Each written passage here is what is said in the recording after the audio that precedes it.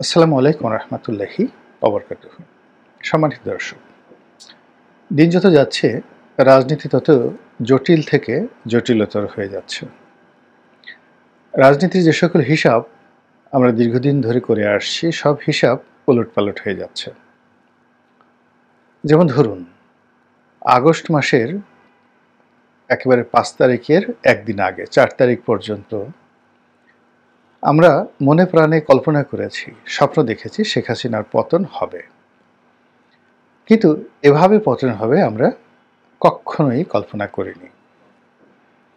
আবার July August বিপ্লবের পর আমাদের ক্ষমতার অভ্যন্তরে যে জায়গাগুলো ক্ষমতা নিয়ন্ত্রণ করছে, ধরুন গণভবন, যেটা নেই এখন, এটাকে এখন যমুনা বলতে পারেন।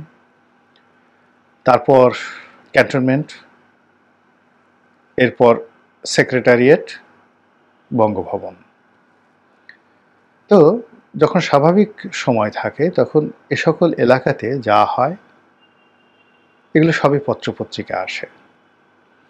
এমনকি আমাদের দেশে যে কয়বার মার্শাল ল এসেছে, জরুরি অবস্থায় এসেছে, তখনও আমরা ক্ষমতার যে অন্দরমহল, সেখানে যা কিছু ঘটেছে সব হালনাগাদ টাটকা খবর আমরা পেয়ে গেছি। জাতীয় দৈনিকগুলোতে এসেছে এবং সাপ্তাহিক পত্রিকাগুলোতে। আপনাদের অনেকের হয়তো মনে আছে যে অনেকগুলো বিখ্যাত সাপ্তাহিক পত্রিকা ছিল।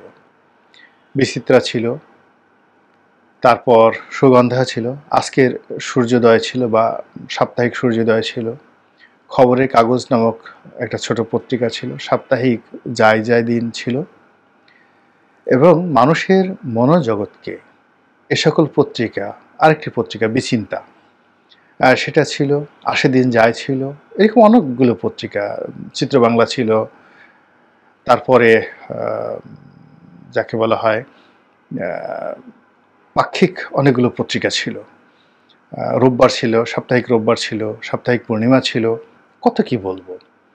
প্রায় সবগুলো পত্রিকার সার্কুলেশনই 30,000, 40,000, 50,000 এবং কোনো কোনোটির 70-80,000 সাপ্তাহিক সার্কুলেশন ছিল। আর জাতীয় দৈনিকগুলোর মধ্যে ইত্তেফাক, ইনকিলাবের যে কোনো একটা রিপোর্ট কল্পনাই করা যায় না, একেবারে 90-এর দশক পর্যন্ত। আর বস্তুনিষ্ঠ নিরপেক্ষতার দিক থেকে সংবাদ, অবজারভার এর অতুলনীয় একটা অবস্থান ছিল।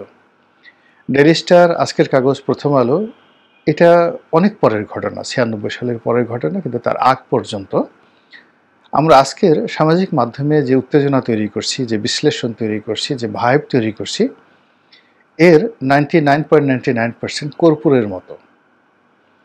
এটি জনমত গঠন করছে না, এটি জনগণকে কেবলমাত্র উত্তেজিত করছে। যেমন আমি যে কথাগুলো বলছি, আপনারা শুনছেন, আবার শুনছেন না, ভুলে যাচ্ছেন, আবার একই কন্টেন্ট অন্য জায়গায় আরেকজনের মুখে শুনছেন। কিন্তু যদি পত্রিকা একটি সম্পাদকীয় আপনি পড়তেন, সাপ্তাহিক পত্রিকার একটি প্রতিবেদন পড়তেন, তাহলে ওটা কখনো ভোলা যায় না, আমরা এখনো ভুলিনি। আপনারা যারা সেই মতিউর রহমান চৌধুরীর বিখ্যাত সেই লেখা দুর্নীতিবাজদের উল্লাস নৃত্য, কিংবা শফিক রেহমানের মঈন মিলার যে কথোপকথন, কিংবা সংসদে এরশাদের 30 সেট অলংকার, এই সকল সম্পাদকীয়, তার সঙ্গে নির্মল সেনের, যার ছদ্মনাম ছিল অনিকেত, দৈনিক বাংলাতে তার লেখা, আবেদ খানের লেখা, এবিএম মুসা সাহেবের লেখা, রাহাত খানের লেখা, অসংখ্য মানুষের লেখা, আব্দুল গাফফার চৌধুরী তো ছিলেনই। এই লেখাগুলো বিভিন্ন সাপ্তাহিক পত্রিকাতে এবং দৈনিক পত্রিকাতে যে আসতো, এবং সেখানে রাজনীতির অন্দরমহলের একেবারে তরতাজা সত্য ঘটনাগুলো আমরা জানতাম। এবং এগুলো যেহেতু আদালতে চ্যালেঞ্জ হতে পারত, আজকের ফেসবুকের মতো নয়, ওগুলো জনমত গঠনে খুবই গুরুত্বপূর্ণ ভূমিকা পালন করত। কিন্তু বর্তমান জমানাতে আসলে ওইরকম কোনো পত্রিকার সম্পাদকীয় ওইভাবে জনপ্রিয় নেই। মানুষ পত্রপত্রিকাই পড়ে না, আর যারা পড়ে তারা বেশিরভাগই ওই বাংলাদেশ প্রতিদিন পড়ে, 5 টাকা দিয়ে কিনে। চোখ বোলায়, ভালো লাগলে ছবি দেখে, তারপরে পড়ে। কিন্তু জনমত গঠনের জন্য পত্রিকা নিয়ে বসে পুঙ্খানুপুঙ্খভাবে পত্রিকা পড়ে অ্যাক্ট করা এবং রিয়্যাক্ট করা, এটি এখন আমাদের সমাজে নাই বললেই চলে। প্রথম আলো একটা ধারা তৈরি করেছিল বটে, কিন্তু এখন প্রথম আলো নিজেই বিপদ এবং বিপত্তির মধ্যে আছে। ফলে আমাদের এই রাজনীতি নিয়ে ধোঁয়াশা তৈরি হচ্ছে এবং প্রতিদিনই কর্পূরের মতো অসংখ্য ঘটনা ঘটছে। অর্থাৎ সকালে আমরা যা কিছু দেখছি, বিকেলে সেগুলো উড়ে যাচ্ছে। এবং এই আগস্ট বিপ্লবের পর অন্তত 1000 ঘটনা ঘটেছে, যেগুলো আমরা ঘটনার একদিন আগেও কল্পনা করতে পারতাম না। যেমন ধরুন, বাংলাদেশ থেকে সুপ্রিম কোর্টের চিফ জাস্টিস, আপিল ডিভিশনের বিচারপতিরা পালিয়ে যাবেন, বায়তুল মোকাররমের খতিব সাহেব পালিয়ে যাবেন, আবার রাগ করে খতিব সাহেব ফিরে আসবেন, আবার বায়তুল মোকাররমে মারামারি করবেন, আনসারেরা ঢুকে পড়বে, ছাত্ররা ঢুকে পড়বে সেক্রেটারিয়েটে। এরকম 1000টি ঘটনা ঘটেছে গত 6 মাসে, যা আমাদের মনোমস্তিষ্ক কল্পনাও করতে পারেনি। আবার একইভাবে এখন অনেক ঘটনা ঘটছে, রাজনীতি, অর্থনীতি, সন্ত্রাস, দুর্নীতি, এগুলোর মানে আমাদের যে চিন্তা এবং চেতনা, সব চিন্তা চেতনাকে অতিক্রম করে এই সমস্ত ঘটনাগুলো ঘটে যাচ্ছে। এবং জানিয়ে আমাদের সামাজিক মাধ্যমে পক্ষে বিপক্ষে বহু কথাবার্তা হচ্ছে। তো যেটা বলছিলাম, এই মুহূর্তে রাজনীতির যে নিয়ন্ত্রণ শক্তি দৃশ্যত জামাতের হাতে এবং সমন্বয়কদের হাতে, ছাত্র সমন্বয়কদের হাতে। বিএনপি নির্বাচন করার চেষ্টা করছে। নির্বাচন হলে রাজনীতি এবং রাষ্ট্র ক্ষমতা বিএনপির হাতে নিশ্চিত আসবে, এতে কোনো সন্দেহ নেই। কিন্তু বিএনপিকে সেই সুযোগটি দেওয়ার জন্য বাংলাদেশের জনগণ যেভাবে দাঁড়িয়ে আছে, একইভাবে মিলিটারি, একইভাবে পুলিশ, আনসার, তারপরে সচিবালয়ের কর্তা, এরা কি বিএনপির এই যে বিজয়, শতভাগ নিশ্চিত বিজয়, সেই বিজয়টিকে উদযাপন করার জন্য তারা সর্বশক্তি নিয়োগ করবে? আমার কাছে মনে হচ্ছে না। এখানে অনেক দেনা পাওনা, হিসাব নিকাশ বাকি। অন্যদিকে বিএনপির নেতা এবং কর্মীরা সারা বাংলাদেশে অন্তর্দ্বন্দ্ব, অন্তর্কলহ, মারামারি, কাটাকাটি, চাঁদাবাজি থেকে শুরু করে আরও অনেক দুর্নাম এবং বদনামের যে ভাগিদার হয়েছে। এখন আল্লাহ আল্লাহ করে যদি এই অপারেশন ডেভিল হান্ট, এটির যে মুখ বা মাউথ স্পিচ, এটি যদি বিএনপির দিকে ঘুরানো হয়, বিএনপির অবস্থা আওয়ামী লীগের মতো করুণ হবে। আপনাদের মনে আছে 1/11-এর সময়, তখন বিএনপিকে দৌড় দেওয়ানো হচ্ছিল, মঈনুদ্দিন ফখরুদ্দিন এবং আওয়ামী লীগ বগল বাজাচ্ছিল। কিন্তু কিছুদিন পরে দেখা গেল যে বিএনপির উপর যে জুলুম নির্যাতন চলছে, একই নির্যাতন আওয়ামী লীগের উপর শুরু হলো। তখন উভয় দল গলাগলি করে কান্নাকাটি শুরু করলো, এবং সেই দৃশ্য যে আবার হবে না এটা বলা যাচ্ছে না। এই কারণ হলো, এই মুহূর্তে বাংলাদেশে যা কিছু ঘটছে, চাণক্যের নীতিকেও বলতে গেলে ম্লান করে দিচ্ছে। কোনটা যে ধোঁকাবাজি, কোনটা যে চালাকি, কোনটা যে টাউটারি, কোনটা যে বদমাশি, বুঝতে পারছি না। কে যে ওলি আল্লাহ, কে যে গাউস কুতুব, কে যে ফকির দরবেশ, আর কে যে ভণ্ড প্রতারক, তাও আমরা বুঝতে পারছি না।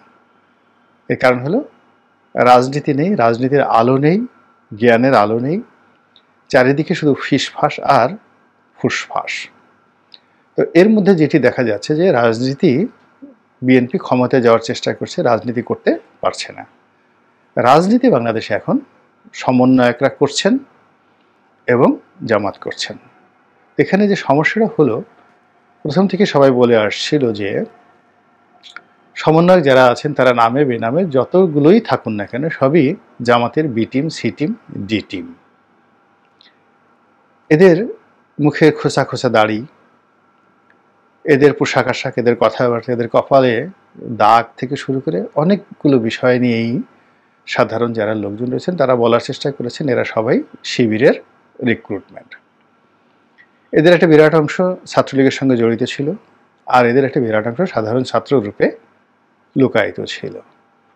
তো সমন্বয়ক রূপে যারা এসেছেন তাদের কেউ কেউ হয়তো জামাতের সঙ্গে জড়িত ছিল, কিন্তু বেশিরভাগ যারা সমন্বয়ক নেতা তাদের সরাসরি জামাতের সঙ্গে সম্পৃক্ততা ছিল, এই প্রমাণ আমরা এখনো পাইনি। কিন্তু তারপরেও ঢালাওভাবে, পাইকারিভাবে তাদের সবাইকে জামাত হিসেবে ট্যাগ দেওয়া হচ্ছে। তো এরই প্রেক্ষিতে যেহেতু জামাত রাজনীতি করছে, সমন্বয়করা রাজনীতি করছে, এখন সমন্বয়কদের মধ্যে অনেকেই জামাত বিরোধী কথাবার্তা বলা শুরু করেছে। এমনকি শিবির হিসেবে যারা খুব বিখ্যাত সোশ্যাল মাধ্যমে, তারাও দেখা গেল যে নিজেদের গণতান্ত্রিক যে চর্চা, এটাকে এতটা বেগবান করে ফেলেছে যে তারা এখন জামাতের আমিরের সমালোচনা করার সুযোগ নিচ্ছে। এবং সাম্প্রতিক সময় আমরা দেখলাম যে সমন্বয়কদের মধ্যে অনেকেই জামাতকে সন্দেহ করছে, জামাতের সমালোচনা করছে এবং জামাত সম্পর্কে নেতিবাচক কথাবার্তা বলছে। তো এগুলো শুনে অনেকেই মুখ টেপে হাসছে, চোখ টেপে হাসছে যে মূলত একটি সাজানো নাটক করার জন্য, মানুষকে বিভ্রান্ত করার জন্য, কিংবা রাজনীতির যে কুটকৌশল বা তাদেরকে যে ট্যাগ দেওয়া হচ্ছে সেই ট্যাগ থেকে বিযুক্ত এবং বিমুক্ত হওয়ার জন্য তারা এই কথাগুলো বলছে। মূলত এখন যে ফর্মুলা, সে আমি এবং ডামি এবং স্বামী এবং মামি, অথবা তুমি আমি, এই যে 2024 সনে শেখ হাসিনা একটা মন্দ কাজ করে গেছে, এই মন্দ কাজের আলোকেই মূলত সামনের যে নির্বাচন, রাজনৈতিক পরিকল্পনা, সেগুলো এখন পর্যন্ত আগাচ্ছে। কিন্তু প্রবল প্রতিযোগিতা হবে, 90% জনগণ ভোট কেন্দ্রে আসবে, পছন্দের প্রার্থীকে ভোট দেবে, তারপরে ভোটের আনন্দে সারা বাংলাদেশ উৎসব মুখর হয়ে পড়বে, এরকম কোনো নজির দেখা যাচ্ছে না। চারিদিকে শুধু ওয়াজ আর জিকির, চারিদিকে শুধু তাহেরি, আব্বাসি, আজহারি, চারিদিকে শুধু হাসনাত, সার্জিস, নায়েবে আমির, জামাতে আমির, মানে জামাতের নায়েবে আমির অথবা আমিরে জামাত। এছাড়া বিএনপির পক্ষ থেকে মাঝে মাঝে মির্জা ফখরুল সাহেব, সালাউদ্দিন সাহেব বা রিজভী সাহেব সংবাদ সম্মেলন করেন, মিডিয়া পর্যন্ত খবর আসে, কিন্তু ছুটোছুটির ক্ষেত্রে ওইরকম কথাবার্তা হচ্ছে না। ছোট ছোট দলগুলোর মধ্যে মাহমুদুর রহমান মান্না, ওনার নাগরিক ঐক্য, প্রেস ক্লাবে, তারপরে শেষে বিভিন্ন হোটেলে, টকশোতে তারা যথেষ্ট গুরুত্বপূর্ণ, অতি গুরুত্বপূর্ণ দায়িত্ব পালন করছেন, অনেকটা আমার মতন করে আর কি। তো এই রাজনীতির মধ্যে এই যে জামাত এবং সমন্বয়কদের যে বিভেদ যেটি দেখা যাচ্ছে, এটিকে অনেকে যারা সাধারণ চিন্তার মানুষ, তারা বলার চেষ্টা করছেন যে জামাতের এবং তাদের মধ্যে যে হানিমুন পিরিয়ড ছিল, সেই হানিমুন পিরিয়ড শেষ হয়ে গেছে।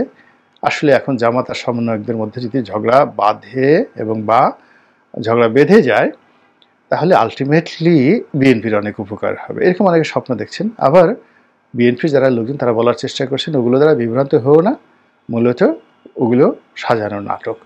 তো এখন এগুলো কি সাজানো নাটক নাকি হানিমুন পিরিয়ড, নাকি সত্যিকার অর্থে একটা রাজনৈতিক পট পরিবর্তনের দিকে আমরা যাচ্ছি, সেটা সময় আসলেই বলা যাবে। মহান আল্লাহ আমাদের সবাইকে হেদায়েত দান করুন এবং হেফাজত করুন। আসসালামু আলাইকুম ওয়া রাহমাতুল্লাহি ওয়া বারাকাতুহু।